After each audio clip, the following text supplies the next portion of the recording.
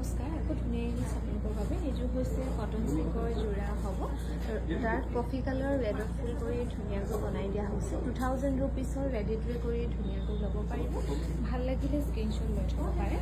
আৰু এইযোৰ dark blue কালাৰত হ'ব মেখেলাখন এনেকৈ কৰা থাকিব আৰু ব্লাউজত থাকিব চিম্পুলকৈ পাৰি এটা 2000 ৰুপিছত ধুনীয়াকৈ ল'ব পাৰিব ভাল লাগিলে স্ক্ৰীনশ্বট লৈ থ'ব পাৰে এইযোৰো খুবেই ধুনীয়া চিল্ক কটনৰ যোৰা হ'ব ইয়াতে আকৌ চিলভাৰ গুণাত ফুল কৰি ধুনীয়াকৈ বনাই দিয়া হৈছে এখন থাকিব মেখেলাখন এইযোৰো ল'ব পাৰিব 2000 ৰুপিজ ভাল লাগিলে স্ক্ৰীনশ্বট লৈ থ'ব পাৰে আৰু এইযোৰো কটন চিল্কৰ যোৰা হ'ব গছ বুটাত কৰি ধুনীয়াকৈ বনাই দিয়া হৈছে ডিছকাউণ্ট কৰি ল'ব পাৰিব 2000 ৰুপিজ ভাল লাগিলে স্ক্ৰীনশ্বট লৈ থ'ব পাৰে আৰু এইযোৰো খুবেই ধুনীয়া হ'ব চিল্ক কটনৰ যোৰা ৰেড আৰু চিলভাৰ গুণাত ফুল কৰি ধুনীয়াকৈ বনাই দিয়া হৈছে এখন থাকিব মেখেলাখন এইযোৰো ডিছকাউণ্ট কৰি ল'ব পাৰিব 2000 ৰুপিজত ভাল লাগিলে স্ক্ৰীনশ্বট লৈ থ'ব পাৰে আৰু এইযোৰ হোৱাইটো চিল্ক কটনৰ যোৰা হ'ব ৰেড আৰু